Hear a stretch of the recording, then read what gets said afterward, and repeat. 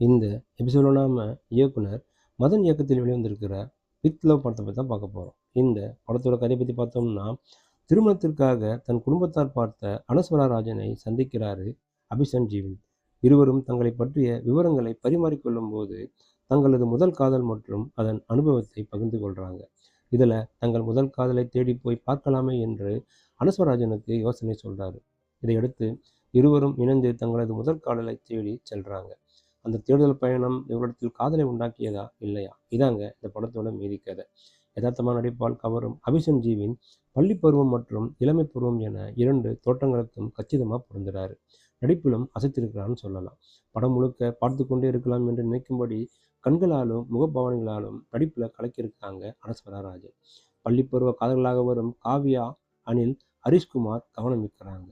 தேனி முருகன், சரவணன், சச்சின் நாயப்பன், சாச்சனா, ஆனந்தி, டிம்பிள் கண்ணா, சித்தார்த் என அனைவருமே கதையின் ஓட்டத்திற்கு பெரிதும் உதவியிருக்காங்கன்னு சொல்லலாம். ஸ்ரேயாஸ் கிருஷ்ணாவின் ஒளிப்பதிவும் ஷான் ரோல்டான் இசையும் படத்திற்கு உதவியிருக்குன்னு சொல்லலாம். பழைய காதல் பற்றிய எண்ணங்களை நம்முள் ரீவெண்ட் செய்யுது. நெஞ்சை வருடும் காதல் காட்சிகள் படத்துக்கு பலம். லாஜிக் மீறல்கள் ஆங்காங்கே எட்டி பார்க்குது.